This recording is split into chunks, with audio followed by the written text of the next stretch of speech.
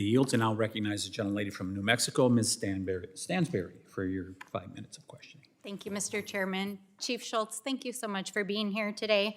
I was interested as I was reading your bio with your background. It sounds like you studied silviculture and watershed management and worked in private forestry for the Idaho Forest Group for a number of years. Is that correct? Yes, ma'am. So my background is also in watershed management. I've worked in interdisciplinary science and water resources planning most of my career. And I always find these conversations here in this committee interesting because sometimes they're a little bit divorced from science. And so since I know this is an area that you've studied and an area that you've worked in your whole career, I just want to follow up. You know, there's been a lot of discussion, and I agree wholeheartedly with the chairman that our forests are in really bad shape. And we know that's for a number of reasons. It's due to fire suppression and a number of different things. But in general, we know that most of the load of hazardous fuels in our forests are small diameter trees. Is that correct?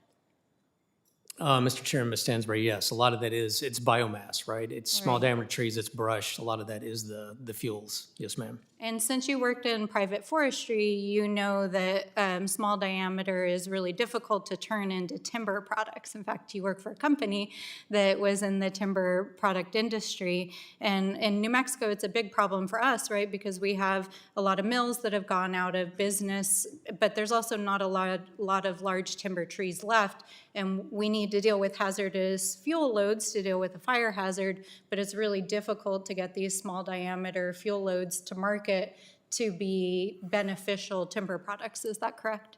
Mr. Chairman, Ms. Stansbury, yes, that is correct. We actually just announced yesterday we have about a $23 million in grants that we provided, the Forest Service did, to contractors to help remove some of that small material from the forest, because you're right, it's 30 to 35 bucks a ton to move it out in many cases, and it doesn't pay its way out of the woods in many instances. Thank you. Thank you so much, Chief. I hope that I never see that chart in this committee again that keeps getting recycled over and over again, claiming that the reason we have fires on our Forest Service lands is because we haven't been doing large timber harvest. Your own chief just said that's not the case. So, Mr. Chairman, Ms. Stansbury, just to clarify real quick, so when we do timber harvest, though, keep in mind, it removes not just saw logs, we remove non-saw material as well. I agree, Okay. but that's not what the chart is all about, that they keep recycling over and over again. Thank you for your expertise on that. The second question I have for you is about support, since you were in private forestry, and I also understand from your bio that you worked in partnership with Montana and Idaho state foresters as well. Would you agree that our private and tribal and state forestry programs are really important collaborative programs to manage our forests? Mr. Chairman, Ms. Stansbury, yes, I would agree that those are important relationships and dialogue that we have with those folks on a regular basis. Can I ask you just honestly, did you help draft the budget for the Forest Service this year? Mr. Chairman, Ms. Stansbury, you know, the agency provides feedback into the budgeing process, so But yes, did I you did. personally put your fingerprint on this budget? Mr. Chairman, Ms. Stansbury, and the way the process works is we are provided a draft, we provide feedback and comment to that. And short of objections to anything in the budget, we're on board with the budget. So I am supportive of the President's budget. I understand, and just so you're aware, I used to work at OMB, so I'm very aware about how the budget gets drafted, and I know you came in this spring and weren't there from the get-go, but as I understand your answer, and I know that as a political appointee you have to answer as you have to answer, but I take that to mean that you were handed a draft and you didn't put your thumbprint on this specific budget. And that's elucidating to me because literally this budget eliminates the state private and tribal forestry program. And so I can't comprehend how somebody who thinks these programs is important would zero out that program. And I'll just say in New Mexico, I know there's been a lot of argument and back and forth here in this committee this morning.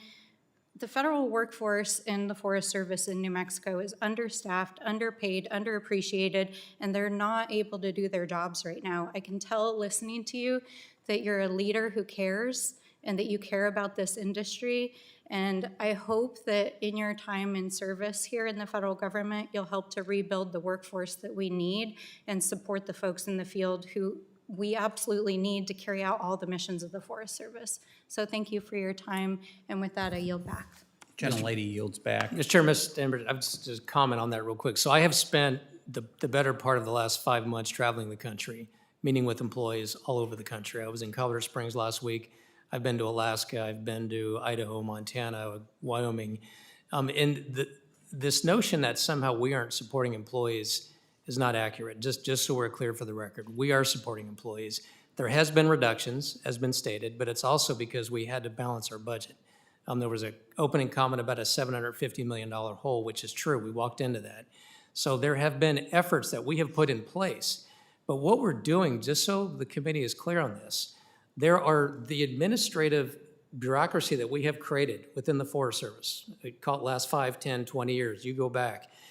We are focusing on readdressing how we're staffed with what positions.